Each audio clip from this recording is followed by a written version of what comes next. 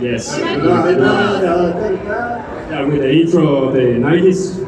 con la intro de los 90. Look at Genial. you guys. Oh, you look awesome. What a great crowd. Thank you for being here. Gracias por venir. Thank you. Love you too, man.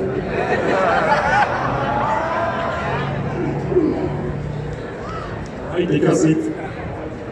They told me to sit down, so I better follow orders. No, no, no. My bad, my Estamos de bad. pie, pero nos pidió sentarnos. Well, I speak English, but not that well as she, so she's gonna help me with the translation. I'm going to ask you in Spanish, and she's gonna make the translation to them, alright? To you. My question to you, and she's gonna translate everything. Alright. Bueno, la serie de los 90s básicamente marcó como un punto de inflexión, es decir, marcó la historia en dos para Sudamérica, es decir, porque fue de las primeras series de cómic que pudimos, basadas en un cómic, que pudimos apreciar desde varias generaciones. So, the 90s series marked an angle between the history of the comics, especially here in South America. Entonces, ¿qué opina de esa fanaticada que hay en Sudamérica? Porque no es solamente Ecuador, es Colombia, Argentina, Bolivia, incluso países como de no habla hispana como Brasil también tienen una gran fanaticada. So, what do you think about the fans and the love that South American fans have for the Flash, not just in Ecuador, but also in Colombia, Brazil? I'm thinking of moving to South America. I mean, you guys are so awesome, and you give me so much affection that I'm like, I want to live here.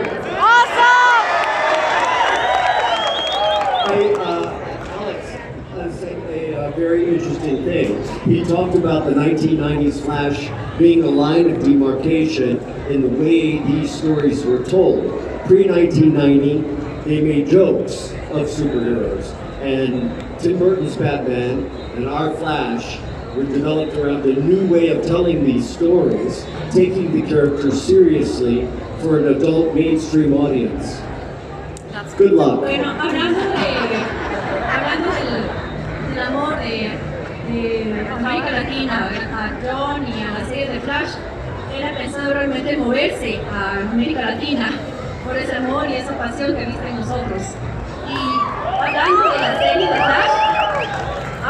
serie de Flash, sí, en el año de los 90, tanto la serie de Flash que interpretó Jhon y el Batman de Tim Burton marcó un punto de inflexión en la vida de los cómics, debido a que desde ese entonces empezaron a verse como seres humanos, como personas más reales y no solo como chistes como se veían antes.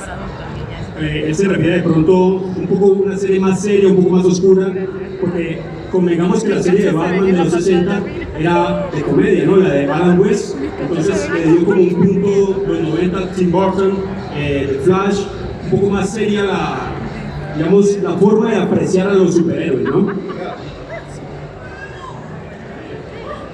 Bueno, ayer hablabas un poco, para los que no estuvieron ayer, de la participación de Mark Hamill como Trickster, pero no solamente en la serie de los 90, sino en la nueva serie de The Flash, con el Arrowverse, The Crisis in Infinite Earths, also. So yesterday you were talking about Mark Hamill as the villain in The Flash, and in other productions you have done in the new Flash. Yes. So how is your relationship going with him? Mark is such an awesome human being as well as a fine actor. Mark es una persona maravillosa, así como un excelente actor. I've been fortunate to work with him over a 30-year period. When I first started The Flash, I was very self-conscious about being in a superhero suit. I didn't want to talk, I stood very still, I was very stiff in the first episodes. Durante los últimos 30 años, al inicio, cuando empecé a interpretar a Flash, tomaba el personaje de una forma muy seria, solo rígida con el disfraz así. And then I heard Mark Hamill was coming in to do the Trickster. Es difícil escoger un episodio favorito. Durante estos 30 años, Jhon ha interpretado a varios personajes de la serie de Flash. Ha interpretado a Barry Allen, a Henry Allen, a su papá, a Jay Garrick, a Professor Zoom. Durante 4, y bueno, también el villano de Barry Allen, durante 4 distintos series de Flash en 30 años. Entonces es muy complicado escoger eso, pero uno de los episodios que recuerda y le pareció interesante fue en el que estuvo él como Flash contra su alter ego villano, that was Pollux. It was Pollux in Twin Street.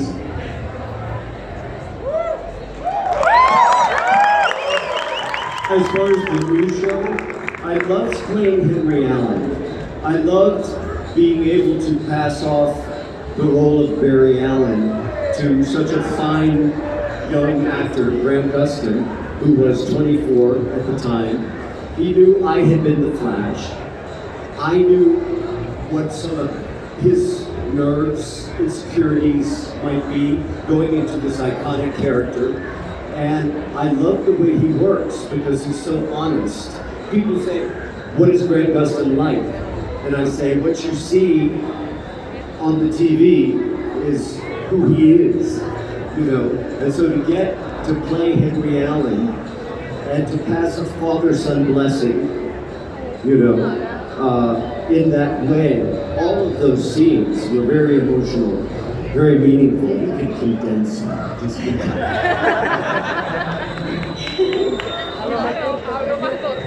It was almost like it was meant to be. There are a couple of interesting similarities between me and Grant. We were both born in Norfolk, Virginia. We were both born in January, 4 days apart. And he was born the year that I began playing Barry Allen. Process to psych himself up. Like, this is meant to be, you know. Y Grant también utilizó ese mismo dicho para tomar el rol durante el casting. Usó el mismo comentario que nos acabó de decir Jhon.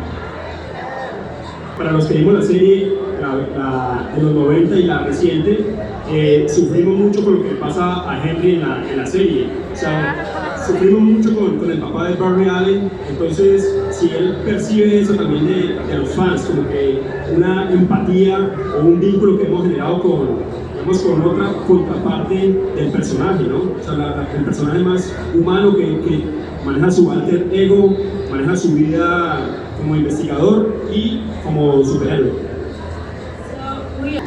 A very emotional experience. People would ask us, because the scenes were very emotional. You know, Henry was wrongfully convicted of killing his wife in front of a 10-year-old Barry, and only Barry knew he was innocent. So we had these personal scenes where I'm trying to tell him to get on with his life. You know, and, you know, not to worry about me. I've made peace, and he's upset. You know, that I'm in prison, and so the scenes were very emotional.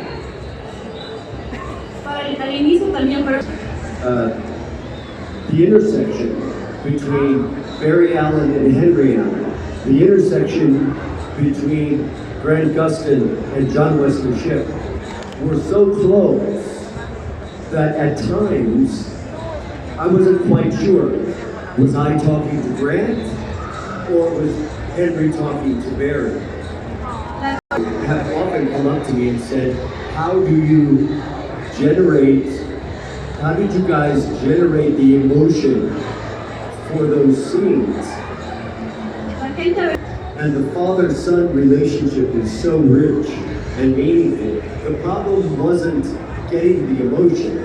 The problem was not letting the